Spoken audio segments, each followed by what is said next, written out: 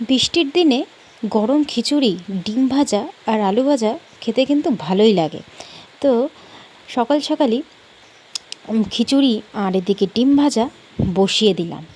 বেশ গরম গরম খিচুড়ি বৃষ্টির দিনে, উফ আর কি লাগে। তো যাই হোক বন্ধুরা, কেমন আছো তোমরা সবাই? আশা করি সবাই খুব ভালো আছো, সুস্থ আছো, আর আমিও ভালো আছি।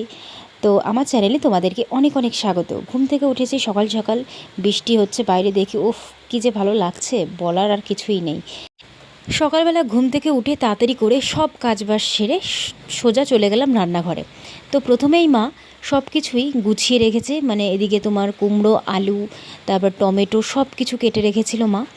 আর এদিকে আমি সেই মশলাটার জন্য সব কিছু রেডি করে নিয়েছি। এটা হচ্ছে তোমার কিছু মশলা, সেটা একদম গরম কড়াইতে, বেশ কড়াইটা গরম করে এই মশলাগুলো একটু ভাজা ভাজা করব, বেশ সুন্দর করে হালকা লো ফ্লেমে বেশ সুন্দর করে ভাজা করে তারপরে হাতে বা এমনি আর কি শিলে আর কি সুন্দর করে বেটে নেব।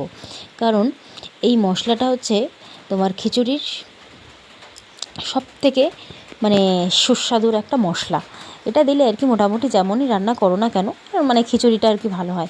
তো সত্যি কথা বলতে খিচুড়ি অনেক দিনই রান্না করি না। তো হঠাৎ করেই মানে আমার কর্তামশাই বলছে যে একটু খিচুড়ি করো বৃষ্টির দিনে, আর আমার সত্যি কথা বলতে খিচুড়ি ভালোই লাগে না।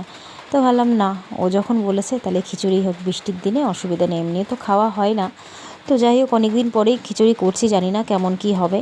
তো প্রথমেই আমি মশলাগুলো ভেজে আগে বেটে রেখে দিয়েছি সাইড করে।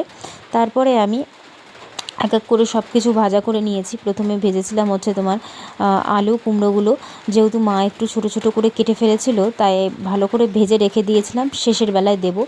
আর তারপরে আমি আদা জিরেও হাতে বেটে নিয়েছিলাম। তারপরে আদা জিরে বাটার পরে পরে আমি তেলে পাঁচফোড়ন, তারপরে শুকনো লঙ্কা দিয়ে বেশ সুন্দর করে চাল ডাল সব কিছু বেশ সুন্দর করে মিক্সড করে মানে একটু কষিয়ে তারপরে আমি গরম জলে দিয়ে দিয়েছিলাম হচ্ছে চালটা। তারপরে বেশ সুন্দর করে জাল হলো এদিকে। তারপরে তার পাশে করেছিলাম হচ্ছে ডিম অমলেট। এই ডিমের অমলেটে প্রথমবার আমি আজকে মানে ধনেপাতা দিয়েছিলাম। সব বাড়ি ভাবতাম যে ধনেপাতা দিলে হয়তো ভালো লাগে, বা ওই বাড়িতে মানে আমার বাবার বাড়িতে একবার খেয়েছিলাম, মা করেছিল, মোটামুটি লেগেছিলো, মানে ঠান্ডা হয়ে গেছিলো বললো তো স্বাদ পাইনি। কিন্তু আজকে ধনেপাতা দিয়ে মানে ডিমের অমলেটটা এত সুন্দর হয়েছে কি আর বলবো।